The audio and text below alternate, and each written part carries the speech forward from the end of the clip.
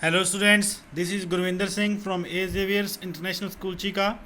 Today I am going to explain you revaluation of assets and liabilities, which is part of chapter 2 of accountancy for class plus 2 commerce. So in previous videos I have explained you about how we can treat a reserve when the partners are going to change their profit sharing ratio, and also I explained you different type of reserves and their adjustment entries. In today's video I will explain you what is revaluation of assets and why it is necessary when the partners are going to change their profit sharing ratio. So first of all, accounting for revaluation of assets and liabilities when there is change in the profit sharing ratio of existing partners. So जब भी partners के बीच में profit sharing ratio change होती है तो उस time पे assets और लाइबिलिटीज़ का रीवैल्यूएशन भी किया जाता है. सो रीवैल्यूएशन होता क्या है, सबसे पहले आपको ये बता देता हूँ. रीवैल्यूएशन एसेट्स और लाइबिलिटीज़ जब भी हम उनको ख़रीदते हैं, बाय करते हैं, तो उनको जब भी जिस भी अमाउंट पे हम बाय करते हैं उसी अमाउंट को हम अपने अकाउंट्स में ले लेते हैं. ठीक है. फॉर एग्ज़ाम्पल कि आपने मान लो कि एक 5000 रुपीज़ का एक फ़र्नीचर ख़रीद रखा है. 5000 का फ़र्नीचर बाय किया, उसकी परचेज़ की एंट्री की, furniture account debit to cash, और वहीं से वो जो फर्नीचर है 5000 का लेज़र से होता हुआ आगे उसके ट्रायल बैलेंस से होता हुआ कहाँ पे चला गया, वो बैलेंस शीट में एसेट साइड चला गया. तो अभी एसेट साइड 5000 का फर्नीचर अगर आप साल दर साल उसमें से डेप्रिसिएशन माइनस करते जा रहे हो तो ही उसकी वैल्यू चेंज होगी. अदरवाइज़ उसकी वैल्यू 5 या 10 साल बाद चेंज नहीं होगी, ना तो उसकी वैल्यू बढ़ेगी, कम इसलिए होगी सिर्फ डेप्रिसिएशन के कारण. समझ रहे हो बात. मतलब ये है कि अगर आपने फर्नीचर ख़रीदा जिस वैल्यू पे, वही वैल्यू जो है आपकी बुक्स में शो होगी. उसकी मार्केट में क्या वैल्यू है वो बुक्स आपको शो नहीं करेंगी. सो इसीलिए ज़रूरी हो जाता है कि आप सभी एसेट्स की मार्केट वैल्यू देखें कि आज के टाइम पे मार्केट वैल्यू क्या है. अगर उसके अंदर इंक्रीज़ हुआ है दैट मीन्स वो जो इंक्रीज वैल्यू हुई हैं वो पार्टनर्स के लिए एक प्रॉफिट है, तो वो प्रॉफिट पार्टनर्स में बांट दिया जाता है, डिस्ट्रीब्यूट कर दिया जाता है. और अगर उनकी वैल्यू डिक्रीज़ हुई है तो लॉस, तो उसको पार्टनर्स के खाते में डेबिट कर दिया जाता है. ऐसे ही अगर लाइबिलिटीज़ जो हैं लाइबिलिटीज़ बढ़ जाएं तो इसका मतलब है कि आपको पैसे ज़्यादा देने पड़ेंगे लोगों को. तो इसका मतलब ये हुआ कि आपके लिए लॉस हो गया और लॉस पार्टनर्स को डेबिट कर दिया जाएगा. और अगर जो लाइबिलिटीज़ हैं वो कम हो जाएं, किसी तरीके से आपको कम पे करनी पड़े, तो इसका मतलब है कि आपके लिए कोई प्रॉफिट हो गया और पार्टनर्स में वो प्रॉफिट डिस्ट्रीब्यूट कर दिया जाता है. सो यही हमने करना है इस चैप्टर में, इस revaluation of assets and liabilities के अंदर. ठीक है. So revaluation of assets and liability में be given effect to in two different ways. तो दो तरीके से ये इफ़ेक्ट कर सकता है. नंबर एक तो है कि when revised value are to be recorded in the books, जब जो भी रिवाइज्ड वैल्यू आई हैं, फॉर एग्जांपल बुक्स हमारी बता रही थी 500 रुपीज़ का फर्नीचर, लेकिन मार्केट के अंदर वो है 600 रुपीज़ का फर्नीचर. सो पहला केस क्या कहता है, when revised value are to be recorded in the books, कि अब रिवाइज्ड वैल्यू को बुक्स के अंदर रिकॉर्ड करना है. मतलब कि अगर आपकी बैलेंस शीट पहले 500 बता रही थी तो अब आपकी बैलेंस शीट में उसको 600 करना है. ठीक है बेटा. एक दूसरा भी तरीका है जिसके अंदर when revised value are not to be recorded in the books, कि जब वैल्यूज़ जो है चेंज हुआ जो वैल्यूज़ में, वो रिकॉर्ड नहीं की जाएंगी. इसका मतलब ये हुआ कि उस दूसरे केस के मुताबिक ये 600 नहीं, बैलेंस शीट में 500 ही रहेगा, रिवाइज्ड वैल्यू चेंज नहीं की जाएंगी. दोनों में क्या डिफरेंस है, दोनों में क्या ट्रीटमेंट करना है, वो वन बाय वन हम डिस्कस करते हैं तो आपको क्लियर हो जाएगा. सो फर्स्ट ऑफ ऑल तो when revised value are to be recorded in the books, इसका मतलब ये हुआ कि भाई आप 500 की जगह पे बैलेंस शीट में अब जो उसकी मार्केट वैल्यू है 600 वो ले लोगे. और ये फर्नीचर इंक्रीज़ कैसे होगा, मतलब कि जब आप इसकी परचेज़ की एंट्री करते हो तो ही फर्नीचर इंक्रीज़ होता है. तो अब ये बैलेंस शीट में 600 कैसे होगा, तो उसकी फर्स्ट जो आपकी एंट्री आएगी वो आएगी फर्नीचर इंक्रीज़ हो रहा है तो फर्नीचर अकाउंट डेबिट हो जाएगा. टू पेमेंट तो यहाँ पे कोई हो नहीं रही जिससे इंक्रीज़ होगा, रीवैल्यूएशन अकाउंट यहाँ पे आ जाएगा। ठीक है, तो 100 रुपीज़ का इसका रीवैल्यूएशन हो गया और फर्नीचर इंक्रीज़ हो गया, तो ये जर्नल एंट्री पास हो जाएगी। अब जो रीवैल्यूएशन का प्रॉफिट है 100 रुपीज़, या फिर कह लो कि रीवैल्यूएशन को आपने राइट ऑफ करना है, तो रीवैल्यूएशन को आप डेबिट कर दोगे और ये किसके खाते में चला जाएगा, ये प्रॉफिट पार्टनर्स के खाते में चला जाएगा। तो पार्टनर ए बी सी उनको आप ये जो रीवैल्यूएशन का प्रॉफिट है वो प्रोवाइड कर दोगे।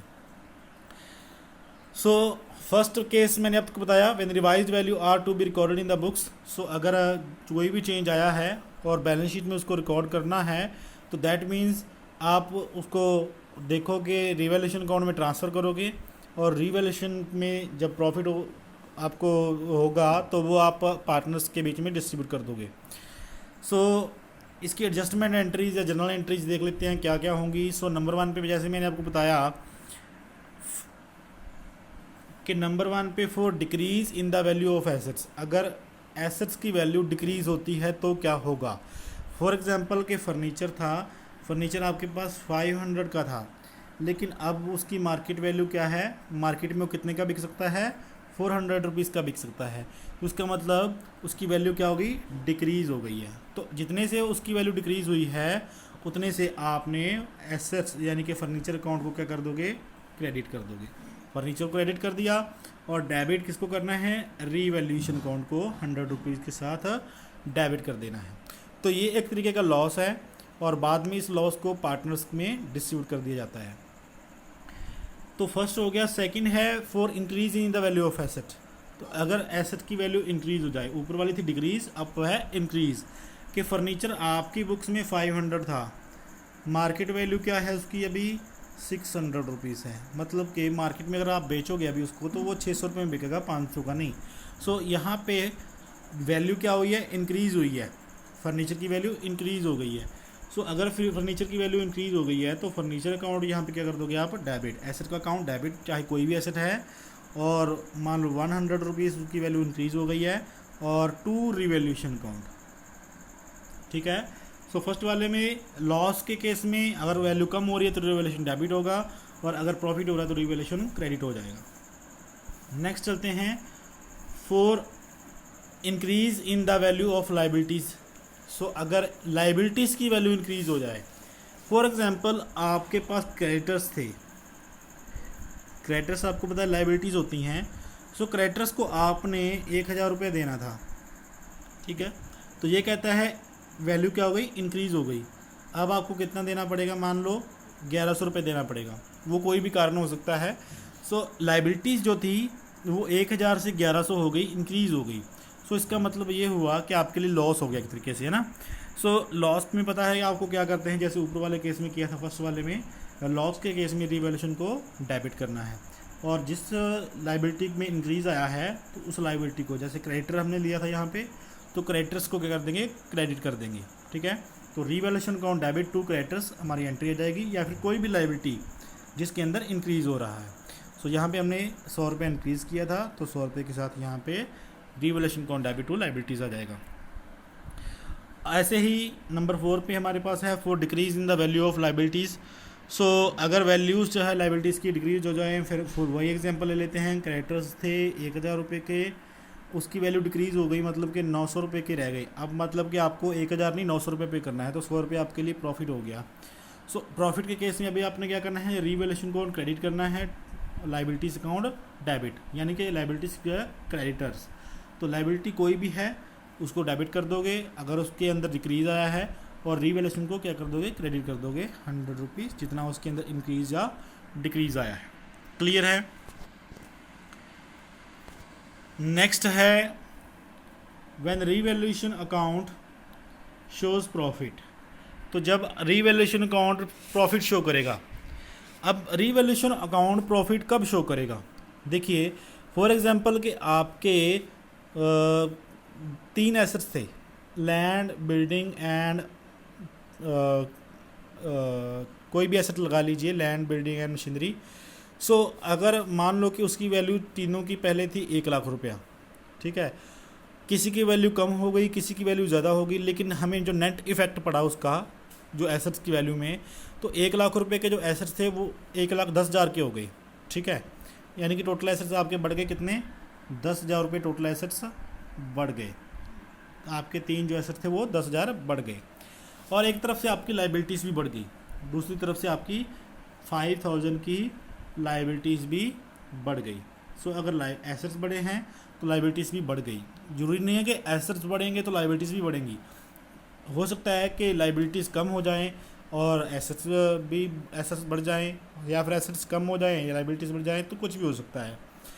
तो यहाँ पे देखिए जो एसेट्स बढ़े हैं वो हैं 10,000 के, लाइबिलिटीज़ बढ़ी हैं 5,000 की, लॉस कितना बड़ा है आपका 5,000 और प्रॉफिट कितना बड़ा है आपका 10,000। तो अगर आप यहाँ से नेट प्रॉफिट देखो कि आपको कितना प्रॉफिट हुआ है, 10,000 का आपका प्रॉफिट था जिसमें से 5,000 का आपका लॉस हो गया रीवैल्यूएशन के अंदर, रीवैल्यूएशन के कारण, तो 5,000 फिर भी क्या है आपके पास प्रॉफिट है, ठीक है। इसी को बोला जाता है when revaluation account shows profit. तो जब एसेट्स की वैल्यू ज़्यादा बढ़ेगी लेकिन लाइबिलिटीज़ की वैल्यू कम बढ़ेगी, या फिर ये कह लीजिए कि लाइबिलिटीज़ की वैल्यू कम होगी और एसेट्स की वैल्यू ज़्यादा होगी, तो उस टाइम पे आपका जो रिवैल्यूएशन अकाउंट है वो प्रॉफिट शो करेगा। तो जब भी प्रॉफिट होगा तो मैंने आपको पहले ही बताई है ये एंट्री कि रिवैल्यूएशन अकाउंट अगर प्रॉफिट होता है तो वो क्रेडिट साइड का बैलेंस ज़्यादा दिखाता है, तो उसको डेबिट कर दोगे आप, ठीक है। डेबिट करके सारा प्रॉफिट निकाल लोगे और किसको दे देना है, ये पार्टनर्स को दे देना है, टू पार्टनर्स कैपिटल अकाउंट, जो भी हैं ABC तीनों को क्रेडिट कर दोगे और जो उनकी ओल्ड रेशो है उसमें उस चीज़ को डिवाइड कर दोगे टोटल प्रॉफिट को। क्लियर है।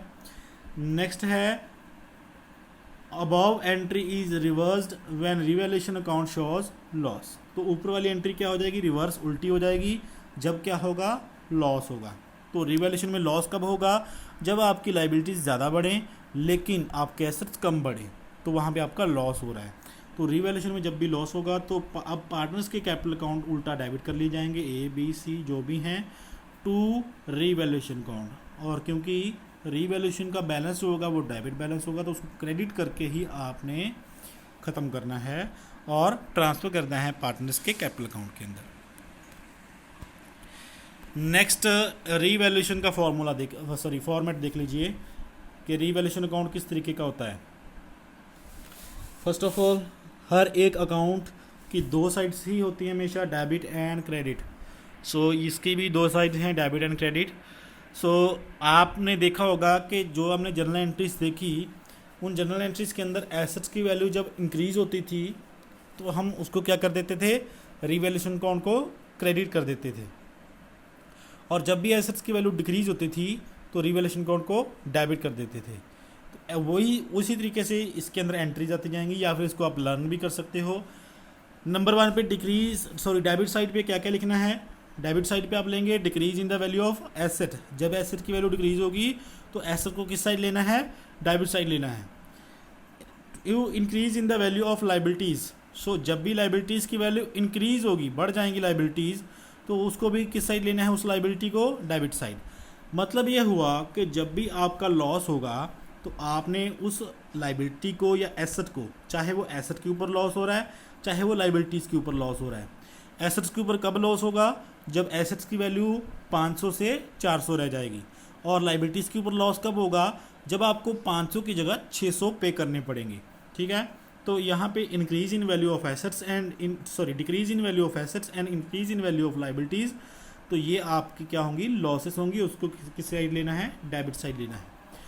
To unrecorded liabilities. Unrecorded liabilities क्या होती हैं, जिनको आपने रिकॉर्ड नहीं किया हुआ लेकिन अनसर्टनली कहीं से वो प्रोड्यूस हो गई। जैसे कि मान लो कि कोर्ट में आपका केस चल रहा था, ठीक है, आप वो केस हार गए, तो केस हारने पे क्या होता है कि भाई वो केस क्यों कर रहा है सामने वाला बंदा, क्योंकि आपने हो सकता है कि कोई उसको पैसे देने होंगे जो नहीं दिए अभी तक, ठीक है, या मान लो कोई भी हो सकता है, तो वो लाइबिलिटी आपकी प्रोड्यूस होगी। केस हारने के कारण कोर्ट ने आदेश दे दिया कि भाई आपको इस बंदे को इतने पैसे देने हैं, ठीक है, तो वो अनरिकॉर्डेड लाइबिलिटी आपके पास रिकॉर्ड हो गई अब कि भाई इस बंदे को पैसे आपने देने हैं। तो वो लाइबिलिटी अनरिकॉर्डेड को रिकॉर्ड करने का मतलब है कि वो इंक्रीज़ हो गई है लाइबिलिटी आपकी, तो वो भी एक लॉस का कारण है। और लास्ट वाली एंट्री इसके अंदर वो करनी है जब आपको क्या होगा, प्रॉफिट होगा। सो जब भी रीवैल्यूएशन का प्रॉफिट, ये रीवैल्यूएशन का प्रॉफिट आपको क्वेश्चन में नहीं दे रखा होगा, जब आप क्रेडिट साइड का टोटल करोगे और जब आप डेबिट साइड का टोटल करोगे, और जब आपका क्रेडिट साइड का टोटल ज़्यादा होगा, ये जब ज़्यादा होगा और जब डेबिट साइड का टोटल कम होगा, उस टाइम पे आपको क्या होगा, प्रॉफिट होगा। तो इस प्रॉफिट को क्या कर दोगे, इन ओवर रेशो पार्टनर्स के कैपिटल अकाउंट में ट्रांसफ़र कर दोगे, ए बी सी, जो हमने जनरल एंट्री अभी अभी डिस्कस की थी। ठीक है, अब बात कर लेते हैं क्रेडिट साइड की। क्रेडिट साइड पे क्या क्या आएगा, by increase in the value of assets, by decrease in the value of liabilities, यानी कि जब भी आपको प्रॉफिट होगा तो आपकी एंट्री किस साइड आएगी, क्रेडिट साइड। मान लो कि आपके एसेट्स इंक्रीज़ हो रहे हैं, फर्नीचर जैसे मैंने आपको कहा था 500 से 600 हो गया, तो बाय फर्नीचर 100 रुपीज़, 500 से 600 जो चेंज आया है वैल्यू के अंदर वो आपने यहाँ पे लेना है, जो आपको प्रॉफिट हुआ, ना कि आपने पूरी वैल्यू 600 रुपया नहीं लेना, जो आपको प्रॉफिट हुआ वो आपने लेना है यहाँ पे। ठीक है, तो 500 से 600 जो आपने इंक्रीज़ किया वो वैल्यू यहाँ पे लेनी है। Decrease in the value of liabilities, जब भी वैल्यूज़ लाइबिलिटीज़ की डिक्रीज़ हो जाएंगी, यानी कि लाइबिलिटीज़ आपकी कम हो जाएंगी, तो प्रॉफिट ही होगा आपके लिए। अनरिकॉर्डेड एसेट्स, इस तरफ कौन सी लेने हैं, अनरिकॉर्डेड लाइबिलिटीज़, जिन लाइबिलिटीज़ को रिकॉर्ड नहीं किया गया, यानी कि लाइबिलिटी इंक्रीज़ होगी आपकी, तो डेबिट साइड लॉस होगा। और अगर आपके एसेट्स बढ़ जाते हैं तो आपको मतलब वो प्रॉफिट हो रहा है एक तरीके से। फॉर एग्जांपल कि आपने एक फर्नीचर किसी से मतलब किसी दोस्त से ले लिया था, लेकिन उसको बिज़नेस के अंदर अभी तक रिकॉर्ड नहीं किया था, तो वो अनरिकॉर्डेड एसेट्स को अब रिकॉर्ड कर रहे हो आप, तो वो एसेट्स आपका इंक्रीज़ हो रहा है, तो उसको भी आपने क्रेडिट साइड पे लेना है। और चौथी चीज़ है वो है लॉस ऑन रिवैल्यूएशन, जब आपका डेबिट साइड का टोटल ज़्यादा होगा लेकिन क्रेडिट साइड का टोटल कम होगा, उस टाइम पे आपको होगा लॉस। तो लॉस को भी पार्टनर्स में ए बी सी उनकी ओल्ड रेशो में डिस्ट्रीब्यूट कर दोगे, इस तरफ प्रॉफिट को डिस्ट्रीब्यूट करोगे, इस तरफ लॉस को डिस्ट्रीब्यूट करोगे। ठीक है, सो ये है फॉर्मेट ऑफ रिवैल्यूएशन अकाउंट, जिसमें नंबर 1 पे रिवैल्यूएशन अकाउंट लिखना है, debit side, credit side, particular amount लिखना है, और इस साइड लॉस वाले आइटम्स, इस साइड प्रॉफिट वाले आइटम, इस साइड प्रॉफिट को डिस्ट्रीब्यूट करना है और इस साइड लॉस को डिस्ट्रीब्यूट करना है। तो एक एग्जांपल ले लेते हैं, A B and C were partners in a firm sharing profit and losses in the ratio of 3:1 on March 31st 2017. Their balance sheet as on follows. तो बेटा यहाँ पे 3 पार्टनर्स हैं, उनकी प्रॉफिट शेयरिंग रेशो कितनी है, 3:1 है, और 31 मार्च 2017 को उनकी बैलेंस शीट हमें बता रखी है। तो बैलेंस शीट में आप देख लीजिए क्या है, करंट एसेट्स हैं और फिक्स्ड एसेट्स हैं। दूसरी साइड लाइबिलिटी साइड क्या है, कैपिटल तीनों की दे रखी है, एक रिजर्व फंड दे रखा है, क्रेडिटर्स दे रखे हैं, ईपीएफ एम्प्लॉइज़ प्रोविडेंट फंड। ये एम्प्लॉइज़ प्रोविडेंट फंड क्या होता है, ये एक तरीके की लाइबिलिटी है एम्प्लॉइज़ के लिए, यानी कि अगर मान लो कि एम्प्लॉइज़ जो हैं, जितने भी आपके एम्प्लॉइज़ हैं, उनके अकाउंट में आप नंबर 1 तो आप सैलरी देते हो, मान लो 5000 सैलरी दे दिया आपने, ठीक है। नंबर 2 साथ में आप क्या करते हो, उनको एक पीएफ प्रोवाइड करते हो। पीएफ एक रिज़र्व होती है एम्प्लॉइज़ के लिए, यानी कि अगर जो भी आपके साथ कर्मचारी काम कर रहे हैं, अगर वो 50 रुपये सेव करते हैं पीएफ फंड के अंदर, पीएफ फंड होता है एक, अगर वो 50 रुपये सेव करते हैं तो 50 रुपये आपको भी उसके अकाउंट में डालने पड़ते हैं, यानी कि कुल मिला के उसका 100 रुपीज़ सेव हो रहा है। तो सभी एम्प्लॉइज़ के अकाउंट में आपको वो पीएफ डालना पड़ता है, ठीक है। तो इसी को बोलते हैं एम्प्लॉइज़ प्रोविडेंट फंड, और ये क्रेडिटर्स की तरह ही आप एक लाइबिलिटी मान के चल सकते हो, ये कोई रिज़र्व नहीं है। सो आगे क्या हुआ है, 1 अप्रैल 2017 को, यानी कि अगले ही दिन से वो क्या कर रहे हैं, they decided to share future profits equally, और अभी उन्होंने प्रॉफिट शेयरिंग रेशो क्या कर ली, अभी चेंज कर ली, 3-2-1 से इक्वली प्रॉफिट शेयरिंग रेशो करेंगे। अब अगर प्रॉफिट शेयरिंग रेशो चेंज कर ली तो कुछ शर्तें उन्होंने लगाई हैं। कौन कौन सी शर्तें, नंबर 1 पे goodwill of the firm was value at ₹3 lakh. Goodwill कितनी बता रखी है इन्होंने, 3 लाख। नहीं तो कई बार हमें यहाँ पे गुडविल भी कैलकुलेट करने के लिए बोला जाता है, यहाँ पे उन्होंने हमें 3 लाख रुपए की गुडविल दे दी। अब गुडविल का आपको मैंने बताया रखा है क्या करना होता है, गुडविल की एडजस्टमेंट हम पहले कर चुके हैं। तो जब भी जो भी टोटल गुडविल होती है सेक्रीफाइस पार्टनर को उसका हिस्सा दिया जाता है। सेक्रीफाइस पार्टनर कौन होगा? जब हम देखेंगे कि प्रॉफिट शेयर रेशियो 3:1, इससे 1:1:1 ये चेंज हो गई है ना, ये इक्वल रेशियो है, ये 3:1 ओल्ड रेशियो है।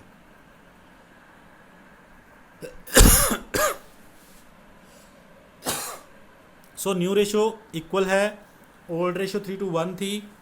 जब आप माइनस कर दोगे न्यू रेशियो में से ओल्ड रेशियो, तो आपके पास आ जाएगा जो वैल्यू माइनस में होगी वो सेक्रीफाइस होगा और जो वैल्यू प्लस में होगी वो गेनिंग पार्टनर होगा। तो जो सेक्रीफाइसिंग पार्टनर है उसको सेक्रीफाइस जितना उसने किया, मान लो एक बी ने सेक्रीफाइस कर लिया 3/10 का, ठीक है, 3/10 का सेक्रीफाइस कर लिया, तो 3 लाख रुपीज़ का अपने गुडविल का क्या करना है, जितना उसने सेक्रीफाइस किया 3/10 कर देना, ठीक है। तो आपका आ गया 90,000। अब यहाँ पे जितना बी लॉस कर रहा है यानी कि सेक्रीफाइस कर रहा है, उतना ही ए जो है 3/10 के साथ क्या कर रहा है, मान लो गेन कर रहा है, ठीक है, फॉर एग्जांपल गेन कर रहा है, तो यानी कि इसका भी 3/10 करेंगे तो 90,000 ही आएगा। तो इसका मतलब ये हुआ कि ए के खाते से कुछ पैसा निकाल लेंगे और किसके खाते में डाल देंगे, बी के अकाउंट में। ऐसा क्यों करेंगे? क्योंकि बी सेक्रीफाइस कर रहा है, बी अपना हिस्सा किसको दे रहा है, ए को दे रहा है, और गुडविल का उतना ही पार्ट, उतना ही पैसा ए को बी को देना पड़ेगा। ये क्यों किया? अब देखिए, दुकान पे जाएंगे, कुछ चीज़ आपको मिलेगी तो आपको भी उसके बदले में कुछ चीज़ देनी पड़ेगी ना। अगर आप मान लो कि एप्पल्स बाय कर रहे हो 100 रुपीज़ के, तो अगर आप एप्पल्स आपको मिल रहे हैं तो 100 रुपीज़ भी तो आपको देना पड़ेगा ना। तो अगर इसको एक शेयर की वैल्यू मिल रही है तो इसको भी तो उसका सेक्रीफाइस का पैसा बनता देना चाहिए ना। जैसे कि गुडविल का 3 लाख का कितना पड़ेगा, 90,000, ठीक है। तो इस क्वेश्चन में देखते हैं कितना सेक्रीफाइस है और किस तरीके से गुडविल को ट्रीट करना है हमने। उसके बाद fixed assets will be depreciate by 10%। अब यहाँ पे रीवैल्यूएशन की बता दिया कि रीवैल्यूएशन हमने क्या करना है, ठीक है, रीवैल्यूएशन ने क्या करना है, फिक्स्ड एसेट्स को 10% कम कर देना है। और तीसरा क्या दे रखा है, capitals of the partners will be proportion to their new profit sharing ratio, for this purpose current account will be opened. और यहाँ पे जो प्रॉफिट शेयरिंग रेशियो होगी पार्टनर्स की वो क्या हो जाएगी, सॉरी, जो उनका कैपिटल्स होगी वो क्या होगी, प्रॉफिट शेयरिंग रेशियो में होगी। यानी कि अगर उनकी कैपिटल्स यहाँ पे 50, 40, 30 दे रखी है, लेकिन अभी उनकी अगर मान लो कि टोटल कैपिटल है उनकी 90,000, अगर मान लो कि उनकी टोटल कैपिटल ABC की 90,000 है, तो उनकी प्रॉफिट शेयरिंग रेशियो क्या है, नई प्रॉफिट शेयरिंग रेशियो है इक्वल, ठीक है। तो अभी उन्होंने क्या कहा थर्ड केस में कि partners will be proportion to their new profit sharing ratio, capitals of the partners will be, so capitals जो होंगी वो प्रॉफिट शेयरिंग रेशियो में होंगी। तो 90,000 को इक्वल डिस्ट्रीब्यूट कर दोगे, यानी कि सबकी कैपिटल कितनी होगी, 30,000 होगी। तो उसी तरीके से हमने इनकी कैपिटल्स को एडजस्ट करना है। अगर किसी की कैपिटल 50,000 बन रही है लेकिन उसको रखनी सिर्फ 30,000 है तो उसको 20,000 वापस कर दिया जाएगा। अगर किसी की कैपिटल 10,000 बन रही है लेकिन उसको 30,000 रखनी है तो उससे 20,000 मंगवाना पड़ेगा, ठीक है। तो ये एडजस्टमेंट होती है। सो नंबर 1 पे हम क्या करते हैं, सेक्रीफाइस या गेन को कैलकुलेट करते हैं। ओल्ड रेशो क्या दे रखी है, 3:1, न्यू रेशो क्या दे रखी है, 1:1:1। सो अभी माइनस कर देंगे गेन निकालने के लिए। तो यहाँ पे सेक्रीफाइस कौन कर रहा है, ए कर रहा है, और सी क्या कर रहा है, गेन कर रहा है। बी को ना प्रॉफिट हो रहा है ना लॉस हो रहा है, उसकी उतना ही शेयर बचा हुआ है, ठीक है। तो यहाँ पे एक पार्टनर सी गेन कर रहा है और ए क्या कर रहा है, सेक्रीफाइस कर रहा है। तो यहाँ पे जो भी गुडविल का पार्ट है वो सी देगा किसको, ए को। अब देखिए कितने रुपीज़ की गुडविल है, 3 लाख रुपीज़ की। अब जो ए को सेक्रीफाइस कितना किया उसने, 1/6, और सी ने गेन कितना किया, 1/6। तो अभी आप देख लीजिए तो कितना आ जाएगा, 50,000 रुपीज़, 50,000 रुपये। यानी कि 50,000 रुपये सी ने किसको देने हैं, ए को देने हैं, ठीक है। तो आपकी गुडविल की एंट्री क्या हो जाएगी, ए के अकाउंट से निकालने हैं तो ए का अकाउंट क्या हो जाएगा, डेबिट टू सी अकाउंट, ठीक है। जिसके अकाउंट में ट्रांसफ़र करने होते हैं उसको क्रेडिट कर देते हैं। तो यहाँ पे 50,000 ए के खाते से निकाल लेंगे और 50,000 बी सी के खाते में ट्रांसफ़र कर देंगे। बी का यहाँ पे कोई रोल नहीं गुडविल में, क्योंकि ना तो उसको कोई प्रॉफिट हो रहा है ना ही उसको कोई लॉस, यानी कि ना उसको सेक्रीफाइस या ना कोई गेन हो रहा है। नेक्स्ट चलते हैं, फर्स्ट एंट्री हमने क्या कर दी यहाँ पे, अप्रैल 1 को C's capital account debit to A's capital account, यानी कि सी जो है वो गेन कर रहा है। हाँ जी बेटा, तो सी जो है वो गेन कर रहा है, सॉरी लास्ट में मैंने आपको शायद ये बता दिया कि ए गेन कर रहा है, नहीं ए नहीं गेन कर रहा, सी गेन कर रहा है। तो सीज कैपिटल अकाउंट जो गेनिंग पार्टनर है उसको डेबिट कर दोगे, टू एस कैपिटल अकाउंट जो सेक्रीफाइस पार्टनर है उसको क्रेडिट कर दोगे। 3 लाख का कितना 1/6, जितना एक पार्टनर सेक्रीफाइस कर रहा है और दूसरा जितना गेन कर रहा है। तो 3 लाख का एक 1/6 कितना हो जाएगा, 50,000 रुपीज़। तो ये एंट्री आपने किसकी करनी है, गुडविल की रिकॉर्डिंग करनी है, ठीक है। अब दूसरा क्या था आपका, दूसरा था आपका फिक्स्ड एसेट्स की वैल्यू क्या हो रही है, डिक्रीज़ हो रही है। एक बार देख लीजिए, फिक्स्ड एसेट्स की वैल्यू क्या हो रही है, डिक्रीज़ हो रही है। यहाँ पे fixed assets will be depreciated by 10%। Fixed assets कितना कम हो गए, 10% कम हो गए। तो 1,80,000 रुपये का 10% जब आप करोगे तो बनेगा 18,000 रुपया, 18,000 रुपीज़। 18,000 का अब लॉस हो रहा है या प्रॉफिट हो रहा है, ये देखिए। बिल्कुल, जब आपके एसेट्स कम हो जाएंगे, डेप्रिशिएट हो जाएंगे, तो इसका मतलब आपको क्या हो जाएगा, लॉस हो जाएगा। तो और लॉस के केस में क्या करते हैं, रिवैल्यूएशन अकाउंट को डेबिट करते हैं। Revaluation account debit to fixed assets, किसकी वैल्यू कम हो रही है, फिक्स्ड एसेट्स की वैल्यू कितनी कम हो रही है, 18,000 रुपीज़, ठीक है। तो अभी आपकी इसकी जनरल एंट्री देख लीजिए, यहाँ पे revaluation account debit to fixed assets 18,000, ये भी एंट्री होगी, ये भी एंट्री होगी। तीसरा था कि उनकी कैपिटल्स को न्यू रेशो के मुताबिक एडजस्ट करना है। न्यू रेशो है 1:1 और कैपिटल्स उनकी जो भी होंगी, लेकिन उससे पहले सारी एडजस्टमेंट हमने करनी पड़ेंगी जो बैलेंस शीट में हमें दे रखी है। अब 2 केस तो हमने कर लिए जो हमें नीचे दे रखे थे, ठीक है। अब और भी बहुत सारी चीज़ें होती हैं जो ऐसे क्वेश्चंस में हमें सॉल्व करनी पड़ती हैं। याद होगा आपको कि जब भी आपको रिज़र्व्स दे रखी हों बैलेंस शीट के अंदर, तो वो रिज़र्व क्या होती हैं, प्रॉफिट होता है। और मैंने आपको क्या बता रखा है कि जब भी आपको प्रॉफिट कोई भी दे रखा होगा, रिज़र्व दे रखी होगी, उस प्रॉफिट को या रिज़र्व को क्या कर देना है, पार्टनर्स को डिस्ट्रीब्यूट कर देना है। अगर यहाँ पे कोई इन्फॉर्मेशन दे रखी होती कि पार्टनर्स उसका क्या करना चाहते हैं तो हम उसके अकॉर्डिंगली चलते, लेकिन यहाँ पे कोई इन्फॉर्मेशन नहीं है, कोई भी पॉइंट आगे नहीं दे रखा रिज़र्व के रिगार्डिंग, इस रिज़र्व के रिगार्डिंग कोई पॉइंट नहीं दे रखा, तो इसका मतलब आपको यहाँ से पार्टनर्स के अकाउंट में ट्रांसफ़र करना है। पार्टनर्स के अकाउंट में इसको ट्रांसफ़र करने के लिए इसका लाइबिलिटी साइड का बैलेंस हमेशा क्रेडिट होता है, इसको आप डेबिट कर दोगे। Reserve fund account debit to ABC, ठीक है। और 18,000 को नई रेशो में नहीं बांटना, ओल्ड रेशो 3:1 में डिवाइड करना है, ठीक है। सो इसकी जनरल एंट्री आप देख लीजिए क्या हो गई है। सो रिज़र्व फंड अकाउंट डेबिट हो गया to A to B to C, 18,000 को 963 यानी कि ओल्ड रेशो में हमने डिवाइड कर दिया है, ठीक है। अब जो भी आपका रीवैल्यूएशन का यहाँ पे लॉस हुआ था उसको भी डिस्ट्रीब्यूट कर देंगे। जब लॉस को डिस्ट्रीब्यूट करना होता है तो क्या करते हैं, सभी पार्टनर्स के अकाउंट को डेबिट, ABC तीनों को डेबिट कर दिया। ओल्ड रेशो में 963,000 आ गया, क्योंकि यहाँ पे भी हम किसको डिवाइड कर रहे हैं, 18,000 को ही डिवाइड कर रहे हैं। तो ओल्ड रेशो में उनको लॉस कितना कितना आएगा, 9,000, 6,000 और 3,000। अब एडजस्टमेंट्स भी हमें कुछ करनी पड़ेंगी। ये देखिए, adjustment balance of capital accounts, ठीक है। सो ए के अकाउंट में नंबर 1 तो पिछला बैलेंस आप देखिए, पहले उसका बैलेंस कितना पड़ा हुआ था, ये देखिए 50,000 का, तीनों का याद कर लीजिए, एक का 50 है, B का 40 है, C का 30 है।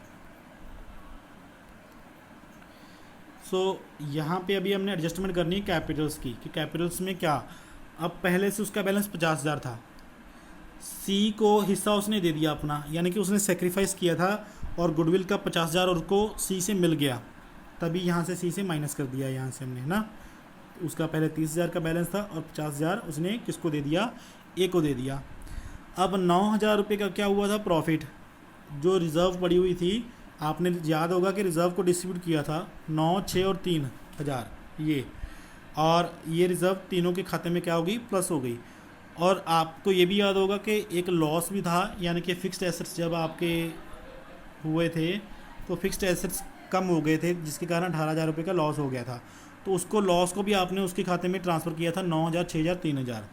तो प्रॉफिट को यहाँ पे आपने ऐड कर दिया और लॉस को यहाँ पे आपने माइनस कर दिया तीनों के अकाउंट्स में से, ए बी सी तीनों के अकाउंट में से।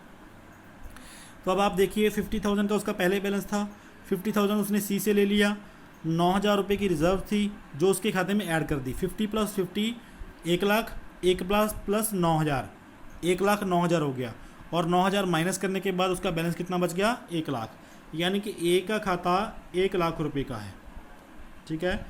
ए का अकाउंट 1 लाख रुपये का बैलेंस शो कर रहा है। बी देख लेते हैं, बी का 40,000 था, इसमें कुछ गुडविल आई नहीं, कुछ गुडविल गई नहीं, यानी कि इसको ना तो गुडविल का कुछ मिला, ना ही इसने किसी को कुछ दिया, लेकिन 6,000 रुपये इसको रिज़र्व का प्रॉफिट मिला और 6,000 रुपये फिक्स एसेट्स का लॉस मिला, रीवैल्यूएशन का लॉस जिसको आप बोल सकते हैं। तो 40 + 6 46, 46 - 6 40, तो 40,000 का बैलेंस किसका है, बी का। सी का 30 का पहले बैलेंस था, 50,000 रुपये इसने किसको दे दिए, ए को। 3,000 रुपये इसको कहाँ से मिल गए, प्रॉफिट में से, जो रिज़र्व था उसमें से मिल गया, और 3,000 कहाँ से इसको लॉस का हिस्सा आया, जो फिक्स्ड एसेट्स का था, ठीक है। तो 30 - 50, यानी कि 20,000 इसका माइनस में चला जाता है, और 3,000 प्लस करेंगे और 3,000 माइनस करेंगे तो कोई इफेक्ट नहीं पड़ेगा, यानी कि 20,000 माइनस में ही रहेगा, और यहाँ पे इसका 20,000 माइनस में बैलेंस शो कर रहा है। माइनस का मतलब कि इसका 1 रुपया, मतलब कि एक पॉजिटिव बैलेंस होने की बजाय उसका उल्टा नेगेटिव बैलेंस है। फर्म को इसने 20,000 रुपये देने हैं, यानी कि जो भी फर्म है, पार्टनरशिप फर्म है, उसको सी ने कितने रुपए देने हैं, 20,000 देने हैं। अब सी का कोई भी हिस्सा नहीं है फर्म के अंदर, क्योंकि उसका उल्टा बैलेंस है कैपिटल का। अब यहाँ पे देखिए कि टोटल तीनों की कैपिटल कितनी हो गई, ए बी सी तीनों की टोटल कैपिटल कितनी हो गई, 1,40,000। ये नेगेटिव बैलेंस है, इसको आप जोड़ नहीं सकते, उल्टा माइनस करना पड़ेगा इसको आपको। 1 लाख + 40,000, 1,40,000 - 20,000, 1,40,000 में से 20 माइनस कर दिया तो बाकी कितना बचा, 1,20,000। तो टोटल फर्म की कैपिटल कितनी है, टोटल फर्म की कैपिटल क्या होगी, जब सभी पार्टनर्स की कैपिटल को ऐड कर दोगे तो आपको टोटल कैपिटल मिलेगी फर्म की, ठीक है। तो कितनी है, 1,20,000 रुपये। अब टोटल कैपिटल अगर 1,20,000 है, ठीक है, तो इक्वल कितनी कितनी होनी चाहिए। अब आपको लास्ट ऑप्शन में बोला गया था कि तीनों पार्टनर्स की कैपिटल उनकी प्रॉफिट शेयरिंग रेशो के मुताबिक होनी चाहिए, और प्रॉफिट शेयरिंग रेशो क्या है उनकी, अभी जो नई होने वाली है वो क्या है, 1:1 है, यानी कि इक्वल है। तो अब आपको उसको कितने हिस्सों में बांटना पड़ेगा, 1,20,000 को 3 हिस्सों में डिवाइड कर दोगे, ठीक है। 1,20,000 × 1/3, तो 40,000 रुपीज़ हर एक की बंदे की कैपिटल होनी चाहिए। तो जो भी ए बी सी पार्टनर्स हैं इनकी कैपिटल कितनी होनी चाहिए, 40,000 होनी चाहिए। तो समझ में आ गया है आपको। नंबर 1 पे आपने जो भी एडजस्टमेंट की उसके बाद देख लिया कि कितनी कितनी उनकी कैपिटल बच रही है। ए की 1 लाख थी, बी की 40,000 और सी की उल्टा माइनस में 20,000, और टोटल कैपिटल उनकी बन गई थी 1,20,000। अब अगर टोटल कैपिटल 1,20,000 है तो 3 हिस्सों में उसको डिवाइड कर दोगे तो कितनी बनेगी, 40,000 बन जाएगी। अब ए की भी 40,000 होनी चाहिए, बी की भी 40,000 होनी चाहिए और सी की भी 40,000 होनी चाहिए। तो इसका लेखा कैसे करेंगे, एग्जिस्टिंग कैपिटल कितनी है, ए की है 1 लाख, यहाँ से ले देखो, बी के है 40,000, ठीक है, और सी की है माइनस में 20,000। एग्जिस्टिंग कैपिटल की बात कर रहा हूँ जो अभी मौजूदा है, लेकिन रिक्वायर्ड यानी कि होनी कौन सी चाहिए, रिक्वायर्ड उन्होंने पॉइंट बताया था इक्वल होनी चाहिए, यानी कि 40,000 तीनों की सेम होनी चाहिए, ठीक है। अब हमने रिक्वायर्ड कैपिटल भी लिख ली।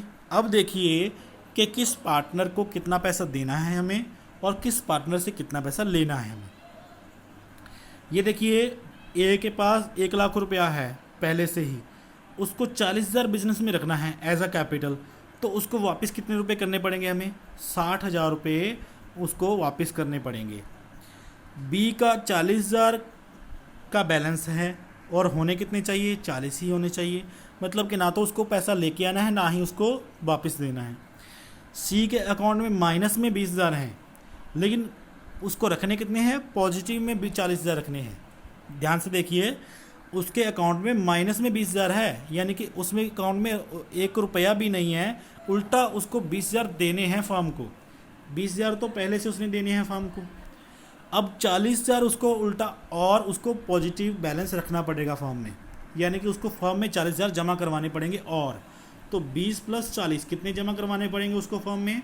टोटल 60,000 रुपये उसको फर्म में जमा करवाना पड़ेगा। तो उसके अकाउंट को डेबिट कर देंगे 60,000 के साथ और ए के अकाउंट को क्रेडिट कर देंगे 60,000 के साथ। उसकी एडजस्टमेंट एंट्री देखिए क्या होगी। उन्होंने इस पर्पज़ के लिए क्या था कि दोनों पार्टनर्स के करंट अकाउंट को ओपन कर लो, पैसे मत मंगवाओ लेकिन उनके करंट अकाउंट्स को ओपन करो। तो ए का कैपिटल अकाउंट क्या कर देंगे? डेबिट टू उसके करंट अकाउंट में ट्रांसफ़र कर देंगे कितना? 60,000 रुपया। सी का करंट अकाउंट डेबिट होगा उल्टा, यहाँ पे जो एंट्री यहाँ पे आई है वो रिवर्स हो जाएगी, उल्टी हो जाएगी। सी का करंट अकाउंट डेबिट हो जाएगा टू कैपिटल अकाउंट 60,000 60,000। अब ये करंट अकाउंट डेबिट क्यों हुआ और सी का कैपिटल अकाउंट क्रेडिट क्यों हुआ? ऊपर वाले में देखिए, एक कैपिटल अकाउंट में 60,000 ज़्यादा थे, तो उसके कैपिटल में से 60,000 निकाल के उसके करंट अकाउंट में डाल दिए, ठीक है। सी के करंट अकाउंट में 60,000 कम थे। 60,000 कम क्यों थे? 20 तो उसने पहले से देना है फर्म को और 40,000 उसको और भी रखना है फर्म के अंदर, तो टोटल 60,000 उसको चाहिए होते हैं अपनी कैपिटल के अंदर।